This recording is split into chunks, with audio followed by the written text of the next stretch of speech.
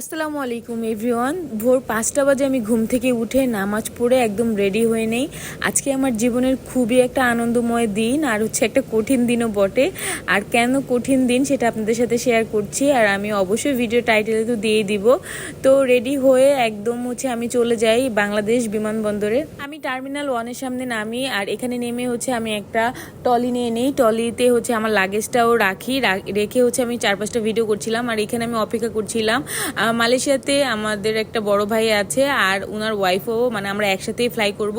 এরপরে আমরা এয়ারপোর্টের ভিতরে ঢুকে যাই। এয়ারপোর্টের ভিতরে ঢুকে লাগেজটা র্যাপিং করে নেই, আর এখানে আমরা দাঁড়িয়ে যাই বোর্ডিং পাসের জন্য। বোর্ডিং পাসের জন্য অনেক মানুষ ছিল, আর ওরা অনেক লেন্দি করছিল। বোর্ডিং পাস শেষ করে আলহামদুলিল্লাহ ইমিগ্রেশনও পার করলাম, খুব সুন্দর স্মুথলি কাজটা হচ্ছিল। এরপর আমরা একটু ওয়াশরুমে আসলাম, আর আমি এখানে ওয়াশরুম শেষ করে নিচ্ছিলাম। আর আমি কোথাও ট্রাভেল করলে সহজে ওয়াশরুমে যাই না, আমার কেন জানি ভালো লাগে না যেতে। তো তারপরে এয়ারপোর্ট থেকে একটু ওয়াশরুম করে নিয়েছিলাম। আমি জানি আমি প্লেনের ভিতরে ওয়াশরুমে যেতে পারবো না, তারপরে এখানে বসে একটু অপেক্ষা করছিলাম, কারণ আগে ভাগে ওইখানে গিয়ে সিরিয়ালে আর কি করব, আস্তে ধীরে যাই, কোনো সমস্যা নেই।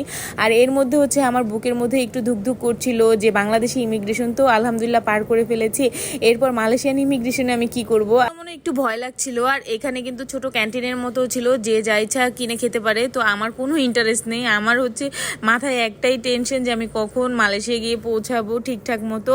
তো আজকে তো আমি যেহেতু মালয়েশিয়া করছি, অবশ্যই বুঝে ফেলেছেন আজকে আমি মালয়েশিয়া ফ্লাই করছি, অবশ্যই আমার হাজবেন্ডের কাছে। আর এখানে আমি অল্প একটু করে ভিডিও করে নিচ্ছিলাম। আমি অনেক টেনশন হচ্ছিল যখন গাড়ি দিয়ে আমি আসতেছিলাম, কিন্তু এয়ারপোর্টের ভিতরে ঢোকার পর ভিতরে কেমন যেন একটা কনফিডেন্ট কাজ করছিল, মনে হচ্ছিল না যে এটা আমার লাইফের প্রথম। আর এখানে আমরা দাঁড়িয়ে যাই লাস্ট একটা চেকিং এর জন্য, প্লেনে ওঠার জন্য লাস্ট একটা চেকিং। ওই পাশে ওই যে গ্লাসের দরজার ওই পারে যারা দাঁড়িয়ে আছে ওনারা হয়তো অন্য দেশে যাবে, ওনাদের সিরিয়ালটা আলাদা। আর এখানে হায়দ্রাবাদ আর কুয়ালালামপুর, আমরা যে সিরিয়ালে দাঁড়িয়েছি। তো এখানে লাস্ট চেকিং সেটা এখানে যদি কেউ ইলেকট্রিক জিনিস বা সেফটি পিন, ঘড়ি বা মোবাইল, ব্যাগ কিছু যদি থাকে, লাস্ট একটা চেকিং দিয়ে প্লেনে উঠে আর কি।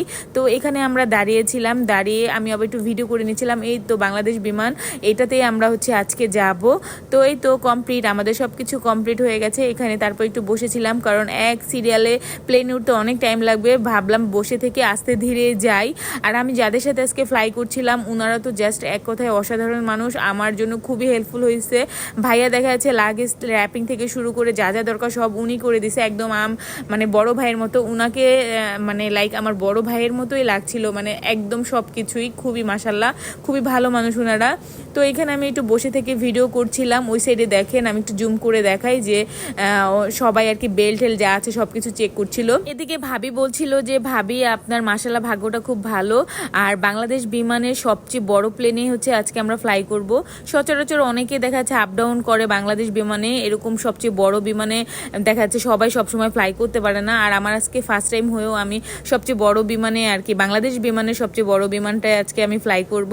খুবই কথাটা শুনে খুব খুশি লাগতেছিল। আর যে একটা প্লেন যাচ্ছে যে ওইটা মেবি ব্যাংককের, ওইটা অলরেডি ছেড়ে দিয়েছে।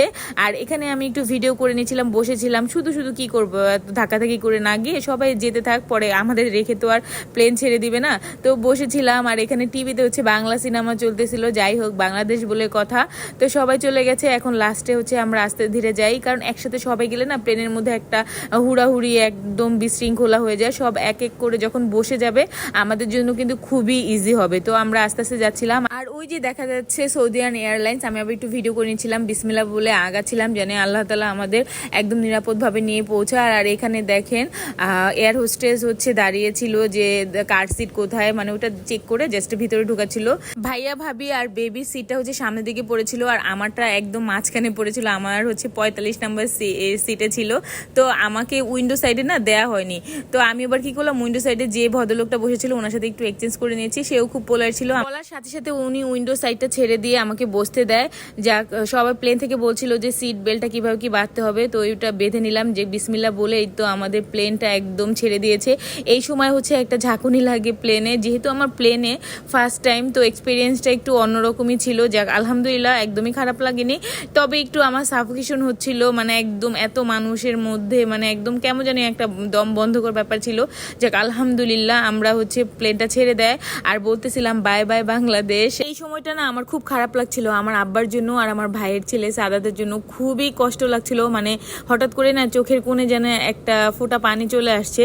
যদিও আমি একেবারের জন্য যাচ্ছি না, ঘুরতে যাচ্ছি, তারপরেও মনে হচ্ছে যে আমার কেমন জানি লাগছিল। তারপর যাই হোক, আর এখান থেকে হচ্ছে আমাদের হেডফোন দেয়, যদি আমরা এখানে কানেক্ট করে গান টান শুনতে চাই বা কোনো মুভি টুভি দেখতে চাই তাহলে দেখতে পারবো। তো এটা আমার কোনো আসলে কাজেই লাগে না। এরপর হচ্ছে আমাদের একটা ওয়েলকাম ড্রিঙ্কস দেয়।